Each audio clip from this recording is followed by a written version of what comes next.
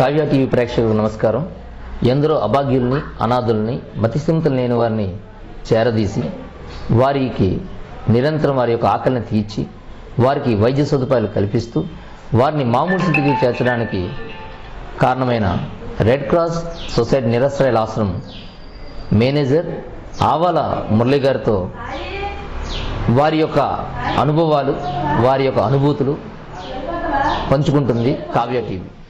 ఈ red cross నిరాశ్రయాల ఆశ్రమం మురళి గారితో వారి యొక్క అనుభూతులు, అనుభవాలను మనం పంచుకోవడం జరిగింది.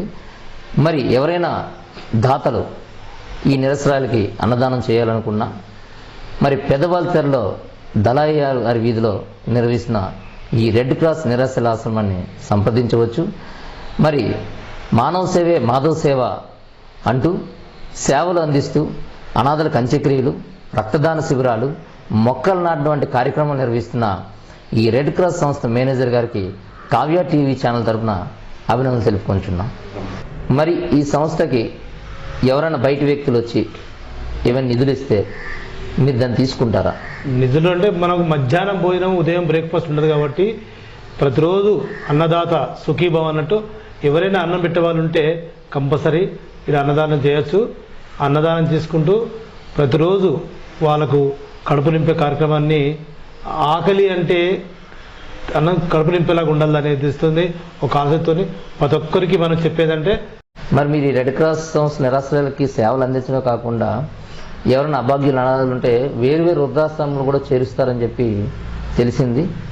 మరి మీకు భవిష్యత్తులో ఏమైనా ఒక ఆశ్రమం పెట్టే ఆలోచన ఉందా? నాకు అలాంటిది ఉద్దేశం అండి అనుకోలేదండి. జన్మనిచ్చే తల్లి ఎంతో నాకు సంస్థ అంతది, అంతకుమించి నాకు ఎలా ఆలోచన రాలేదు. ముందు చెప్పలేము. మురళి గారు, మరి ఈ రెడ్ క్రాస్ సొసైటీ ద్వారా మీరు రక్తదాన శిబిరాలు నిర్వహిస్తుంటారు. మరి ఈ రక్తదాన శిబిరాల్లో సేకరించిన రక్తం ఎటువంటి ప్రజానీకానికి మీరు అందిస్తారు? మన రెడ్ క్రాస్ మన chairman doctor Y Sivanagendra Reddy, professor Ravikumar secretary గారు వీళ్ళు చేసిన గొప్పతనం ఏంటంటే, రెడ్ క్రాస్ సెక్రటరీ చైర్మన్ గారు తలసీమియా అనే ఒక సెంటర్ పైన ఓపెన్ చేశాము. ఆ తలసీమియా పేషెంట్లకి ఫ్రీగా ఒక రూపాయి లేకుండా ఒక పేషెంట్కి మనం బ్లడ్ దానం చేసి వాళ్ళకి ఏంటంటే ఒక పేషెంట్ తాలూకా 3-4 వేలు అవుతాను ఎక్స్పెక్ట్ మనకు తెలిసింది.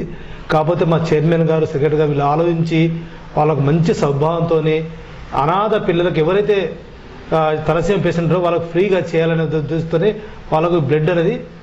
మరి ఈ రెడ్ క్రాస్ సొసైటీ ద్వారా మీరు చేసే సామాజిక సేవా కార్యక్రమం ఏంటంటే ఉంటాయి సార్? రెడ్ క్రాస్లో ఉన్నప్పుడు ఈ షెల్టర్ పరంగా అయితే రోడ్డు మీద బిగ్గర్స్ కానీ, మెంటల్ పేషెంట్స్ కానీ ఎవరు లేని వారిని తీసుకొచ్చి మన హోమ్లో పెట్టి వాళ్ళకి సేవలు అందించాలి.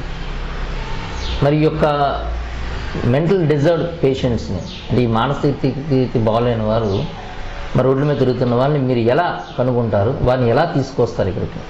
మనకు పోలీస్ డిపార్ట్మెంట్ తరఫున కానీ ప్రజలు చెప్పిన అవగాహన బట్టి వాళ్ళ మానసిక పరిస్థితి బాగాలేనప్పుడు వాళ్ళని గుర్తించినప్పుడు వాళ్ళు మనకు కవర్ పెట్టగానే మనం వెళ్ళి తీసుకొచ్చి మనం హాస్పిటల్లో అడ్మిట్ చేస్తాం. మరి వారికి వైద్య సదుపాయం అది కూడా మన మానసిక హాస్పిటల్ పక్కన ఉంది కూడా వాళ్ళ వైద్య సేవ అందించిన తర్వాత వాళ్ళని మనకి రికవర్ అయితే మనం తీసుకొచ్చి మన హోమ్లో పెట్టుకుంటాం. సో మరి మాకు తెలిసండి, మీకు ఒక అభినందక విషయం ఏంటంటే ఈ రోజున అంటే కరోనా వంటి పరిస్థితుల్లో కూడా సొంత తరగ బంధువుల సవాల్నే వదిలేసి వెళ్ళిపోయే రోజులు. మరి అటువంటి మీరు అనాథ సవాల్కి అంత్యక్రియలు కూడా నిర్వహిస్తున్నారని చెప్పి తెలిసింది. ఈ మధ్యన మీరు మరి విశాఖ జిల్లా కలెక్టర్ గారి చేతుల మీదుగా ఉత్తమ సమాజ సేవ అవార్డు కూడా అందుకున్నారు. అందుకు మా కావ్య టీవీ ఛానల్ అభినందన తెలుపుతుంది. మరి అనాథ సేవ సవాల్కి అంత్యక్రియలు చేయాలన్న ఆలోచన మీకు ఎందుకు కలిగింది?